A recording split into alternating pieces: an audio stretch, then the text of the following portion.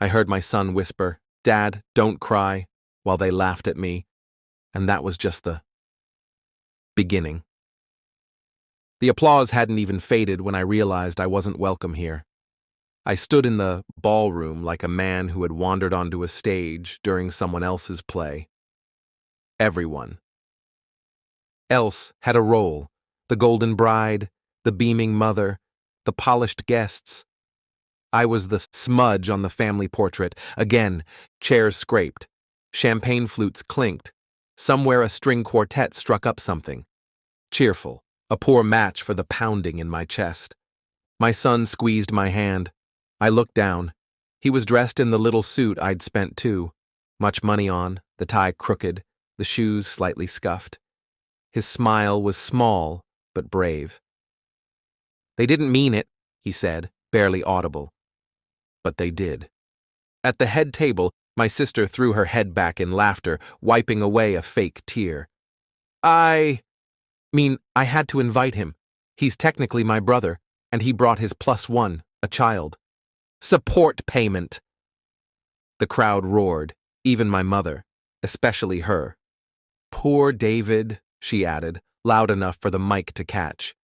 "He's always been sensitive." I couldn't move.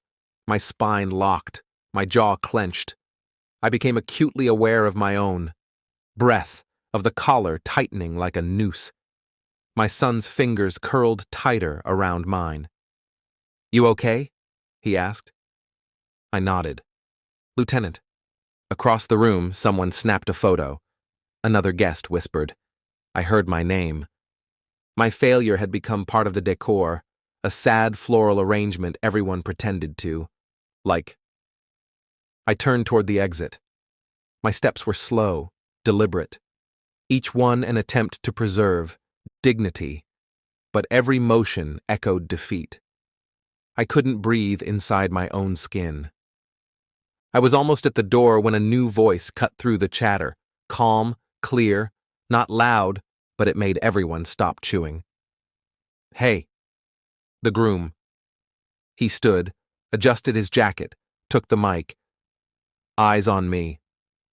"That wasn't funny," he said. A hush fell. Forks froze mid-air. He looked at the guests, then at my sister. "You want to make jokes? Make them about me. But you don't humiliate people who showed up with love." I stopped walking. You don't laugh at a man who's doing his best, especially in front of his son. My heart thudded once, hard. He turned to me. "David, I see you." My throat closed. My son looked up, confused. The groom's voice held steady. "You're the kind of father I want to be. And if that makes me less popular at this table, so be it." He placed the mic down. Silence. Then footsteps. He walked off the stage, past my sister's frozen grin, past my mother's forced smile, toward the hallway. And I started to think, when did it all begin? I stood there, holding my son's hand, watching the groom disappear through the double. Doors. No one said a word. The silence was heavier than the laughter had been. I didn't follow him. Not yet. Instead, I turned back to the room. To the tables still decorated with flowers and favors, too. The faces frozen between guilt and confusion. My sister stared at her wineglass, lips pursed. My mother avoided my gaze entirely, suddenly fascinated by the centerpiece. I saw them all. But it was like I wasn't even there. "Do you want to go?" my son asked. I opened my mouth, closed it. I didn't know. My legs wanted to flee. My pride wanted to stand. I looked at the place I'd just left, the seat beside my mother, the napkin still folded, untouched. I sat back down. From the stage, the DJ made an awkward attempt to transition. "Let's, keep the party going, folks." Music came on, something upbeat. Wrong. A few brave souls started talking again, laughing. Too loudly. Glasses clinked with forced cheer. I stared at my plate. I wasn't hungry. Across the table, my mother finally looked up. "You know he's always been dramatic," she said quietly, as if it were some sort of apology. I didn't answer. She leaned closer. "David, you could have just laughed. It was a joke. You take everything so personally." I looked at her, and for a second I almost believed her. Almost. That familiar pull, wanting, her approval, her softness, anything, stirred inside me. Then I saw my son, playing with his fork, eyes down. He had heard everything. That was the moment it shifted. I wasn't embarrassed anymore. I was angry, not loud, not explosive, just a cold, clean cut of anger that made things sharper. I looked around, watched them. My sister giggled with her bridesmaids like nothing happened. My mother leaned into a waiter, asking for more wine. A cousin whispered something behind his napkin. My father, long gone, would have probably said, "That's just how your mother is. Be a man about it." But I wasn't him. I reached for my phone and scrolled through photos of me and my son. Us on a camping trip, covered in mosquito bites. Him asleep on my chest after the divorce papers were signed. The two of us in matching Halloween costumes, Batman and Robin. I breathed. Then I noticed something. The groom hadn't come back. I tapped my son on the shoulder. "Let's go find him." We stepped out into the hallway. The quiet hit me like a balm. Down a side corridor, past the catering trays and stacked chairs, I found him, sitting on the steps behind the building, tie loosened, cigarette between his fingers. He looked up when he heard us. "Sorry," he said. "I didn't mean to hijack your moment." "I think it was the only real moment of the night," I replied. He laughed, shook his head. "I've watched them talk about you for months," he said. "Like you were some shadow on their perfect picture. But I met your kid, and I saw you with him. That's real. That matters." I sat beside him. My son stood awkwardly nearby. "You didn't have to do that," I said. He shrugged. "Maybe not. But somebody had to." He looked at me, then at my son. Kids remember.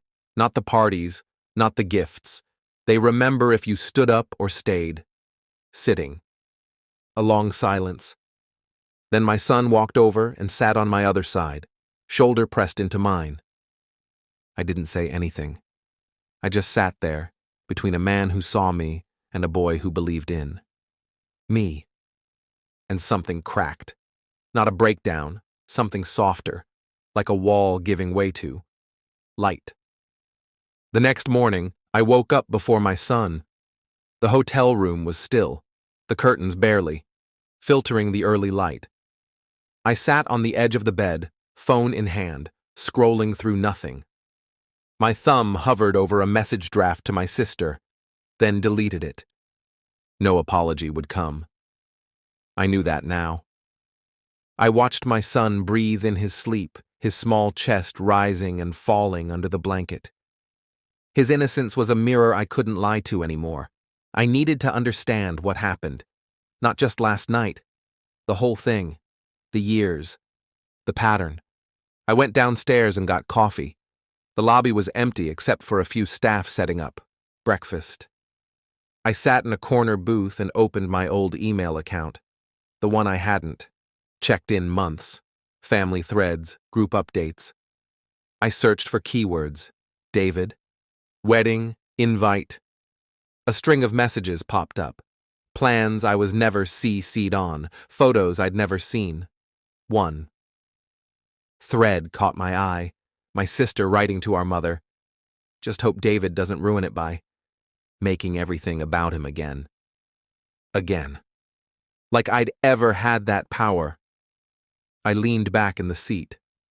The music overhead was soft jazz, cheerful in a detached way. First, remembered a different moment, maybe a year ago, when my son had asked, "Why? Don't Grandma and Auntie ever come visit us?" I'd said something vague. Work. Distance, timing. The truth was harder. I realized I'd spent half my life justifying their absence, explaining their coldness as caution, their silence as subtle love. But now, hearing the groom say it, "I see you," that one sentence rewired something, and I wanted to test it. After breakfast, I took my son to the park across the hotel. We kicked a ball around his, laugh filling the space between the trees. Then I handed him my phone. "Can you sit for a second?" I asked. He blinked but nodded.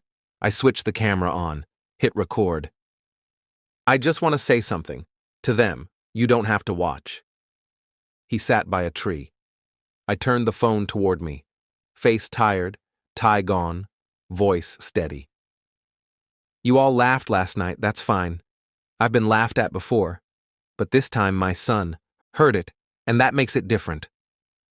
I paused. The breeze caught the hem of my shirt. "I don't need to be the golden child. I don't need your approval. I don't need a seat at a table. That treats me like a joke. What I need, what I have, is this boy. And he thinks I'm enough. That's all." I stopped recording. I didn't post it, not yet, but I kept it. Later that day, in the hotel elevator, I saw one of my cousins. He looked sheepish, tried to smile. "Hey, wild night, huh?" he said. I looked at him. "Was it?" He shrugged. "You know how Aunt Sharon is, always pushing buttons." "I do," I said. "And I let her. That's on me." He didn't respond, just shifted awkwardly. When the doors opened, I walked out first, felt taller.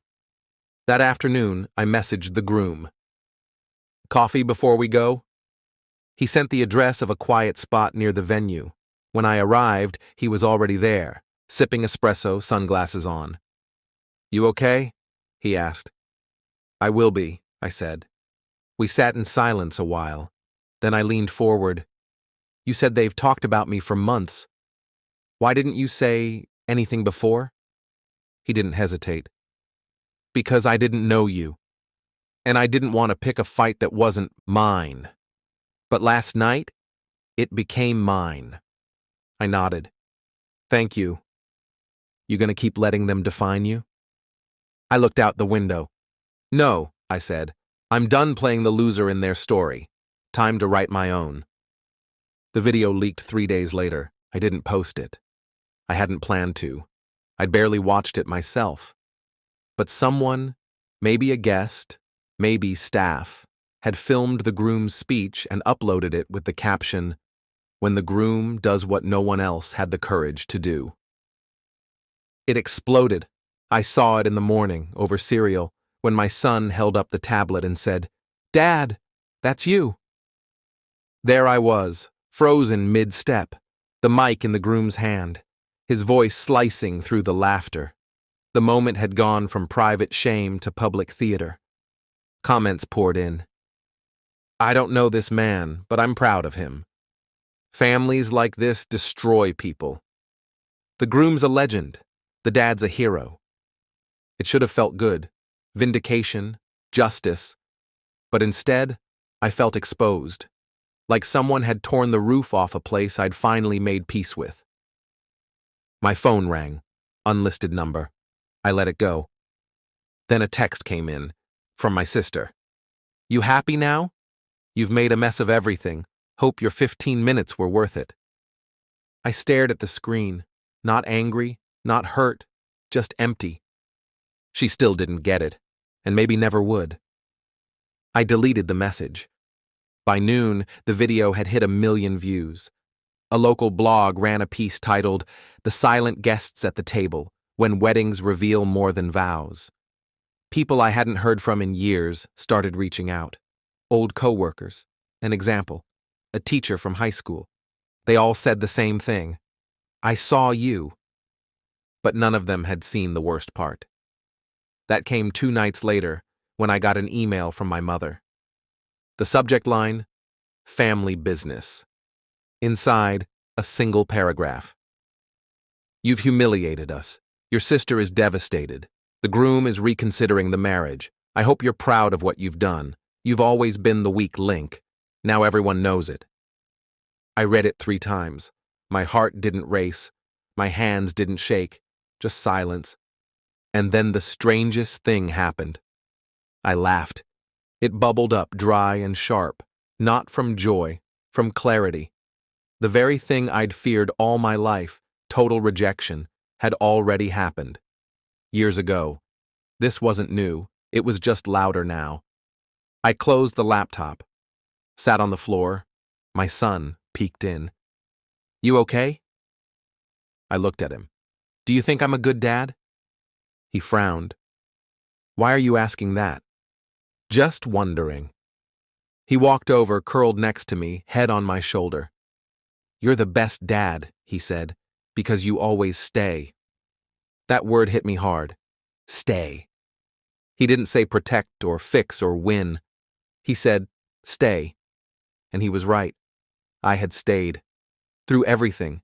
Through the jokes, the silences, the shame. I stayed present. For him. That night, I couldn't sleep. I sat in the dark, replaying things. All the moments I'd tried to prove I was worthy. Every birthday I wasn't invited to. Every group chat I was excluded from. Every polite nod that substituted for love. And I saw them clearly. Not as gods or judges, but as people. Flawed, fragile, desperate to maintain an image I no longer needed to be part of. I whispered, "I'm done." Not in anger, in relief. Then, without planning it, I opened a notebook. First page, blank. And I wrote, "I don't need a family that needs me to be less just so they can feel more." I underlined it, closed the book, finally slept. 2 weeks later, a journalist reached out. Local paper. Small column. She said she wasn't interested in the viral buzz. She wanted the human part. What happens to someone after their dignity becomes public property? I didn't respond at first, but I read her email again. Something about the way she phrased it, not story, not exposure, but dignity, made me pause. I met her at a quiet cafe near my apartment. She looked younger than I expected, wore no makeup, asked thoughtful questions. Mostly, she listened. "I'm not here to re-traumatize you," she said. "I'm here because a lot of people don't walk away, and you did." "I didn't walk away," I said. "I was pushed." She tilted her head. "But you stayed standing." I didn't answer. She pulled out a recorder. "Okay if I record?" I nodded. She hit the button. I took a breath. "There's this idea that if a family fails you, you're broken," I said. "But I think sometimes the only way to survive is to outgrow the idea of them." She didn't interrupt, just nodded. "You spend years thinking maybe you're the one who has to change. Be quieter, be more successful, smile more, shrink. But sometimes shrinking isn't survival. It's self-erasure." The recorder clicked off. She didn't use my name in the article, just initials. A shadow figure standing in for everyone who'd ever been laughed off their own stage. The piece went up on a Sunday, quietly, no viral taglines, just the title, "The Man Who Stopped Apologizing." And then, something shifted. Not outside. Inside. People stopped calling. The noise died down. No more comments, no more messages. But I felt different walking through the world. Lighter.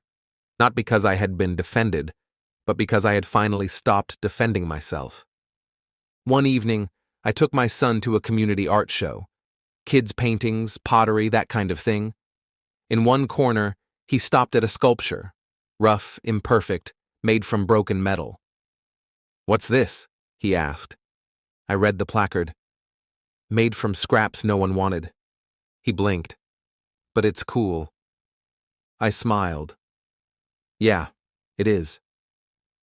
On the way home, he asked, "Are we going to see them again?" I knew what he meant. My family. "I don't know," I said. You mad at them? I thought about it. Number not mad, just done trying to be someone I'm not. He nodded like that made perfect sense. Then, after a pause, I'm glad you're you. That night I sat at my desk and pulled out the notebook again. Wrote one line. The truth didn't set me free. It just reminded me I'd been free the whole time. The groom called me a month later. His voice was quieter than I remembered, like the words had to pass through something thick. She moved out, he said. I didn't answer. She said I embarrassed her, that I made the wedding about you. Still, I said nothing. Not because I didn't care, but because I knew anything I said would land too late. He filled the silence. She wanted the version of me that smiled and kept the peace, not the one that called out cruelty. Finally, I spoke. I'm sorry. He gave a dry laugh. You're the only one who shouldn't be. We met again, this time in his apartment, a box of unpacked dishes on the floor, the echo of recent absence in the corners. He poured 2 glasses of something dark and sat on the kitchen counter. I thought standing up for you would feel righteous, he said, but it just made everything collapse. No, I said. It revealed what was already cracked. He looked down at his drink. What now? I think, I said slowly, we stop asking broken things to hold weight. He nodded. You ever think about fixing it? The family? Yeah. I met his eyes. I used to. Now I just want to build something new. We didn't talk much after that. But I left with the sense that I wasn't walking out alone this time, that we were 2 men standing where silence used to live. Later that week, I got a call from a local organization. They hosted community events for single fathers, barbecues, support circles, mentorship programs.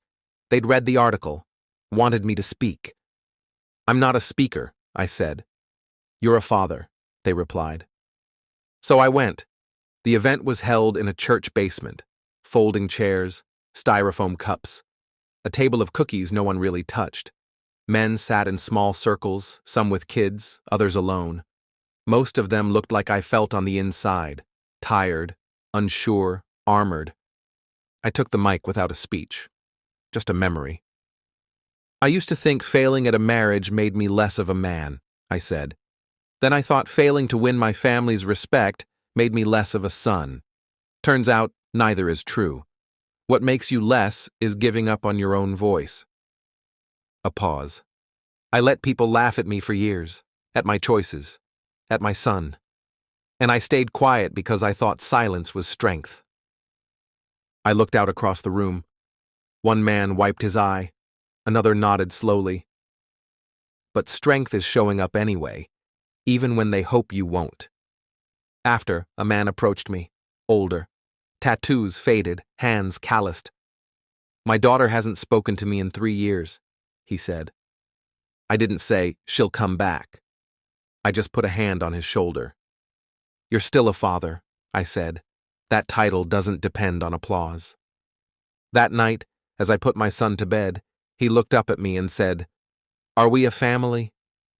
I sat beside him, brushed hair off his forehead. Yeah, I said. The kind that doesn't need anyone else's permission. He smiled. Good. I like our kind. The wedding video surfaced again, but this time not as a viral clip. It was part of a panel discussion on dignity and fatherhood at a national conference. A friend from the support group sent me the link. A room full of professionals, activists, educators watching that moment, my moment, on a projector screen. My name wasn't mentioned, but the host said, This is what moral clarity looks like in real time. I didn't know how to feel about that. I wasn't trying to be an example. I was just trying not to fall apart in front of my son. But something in me clicked. Not performance, not revenge, just truth. I opened a blank email and wrote to my sister. No accusations, no defense. Just this: I forgive you. Not because you asked, but because I'm done carrying what you gave me. I didn't expect a reply. I didn't need one. Later that week, I was invited to a school panel. My son's teacher asked if I'd speak to a group of students, middle schoolers, about resilience. Just 10 minutes, she said, about showing up when it's hard. I stood in front of 20 kids in folding chairs. I wore jeans, a hoodie, no script. I used to think being strong meant being quiet, I said. Now I know it means being honest. One girl raised her hand. Were you scared? I nodded. Yes, but I was more scared of who I'd become if I kept pretending it didn't matter. Another asked, Do you still talk to your family? I paused. I talk to the people who see me, the ones who show up. That's my family now. Afterward, the teacher thanked me. You didn't sound like a guest speaker, she said. You sounded like a father. That night, walking home, my son held my hand, a quiet confidence in his step. Dad, he said, I saw the clip again today. Someone in my class showed it. Were you okay with that? He shrugged. They thought you were cool. I laughed. That's a first. Then he stopped, looked up at me, but I already knew that. The sky was clear. No applause, no spotlight, just the sound of our footsteps and a boy who finally felt safe enough to say it. I didn't reply. I didn't have to. We walked the rest of the way in silence, the kind that says, you don't need to be anyone else anymore. She showed up unannounced, 3 months later, early evening. I was setting the table for dinner, something simple, pasta and garlic bread, when the buzzer rang. My son ran to the intercom. Someone's at the door, he said. It's her. I froze. The scent of tomato sauce suddenly too sharp. I wiped my hands on a towel and walked slowly to the door. I opened it. My sister stood there, bouquet in hand. No makeup, no photographer smile. Just her. I don't know why I came, she said. You always know why, I replied. She looked past me, saw the apartment, the shelves filled with books, the sneakers by the door, the 2 plates on the table. He's tall now, she said. He is? She held out the bouquet, a cheap florist wrap. The tag read, For the Lion. I took it. She didn't come in. I didn't invite her. She looked at me one last time. I didn't think you'd survive it. I did, I said. He helped. She nodded, bit her lip, then turned and walked away. I closed the door, set the bouquet on the counter. My son asked, Was that her? Yeah. He looked at the flowers. Why'd she call you a lion? I thought for a moment. Because I stopped hiding.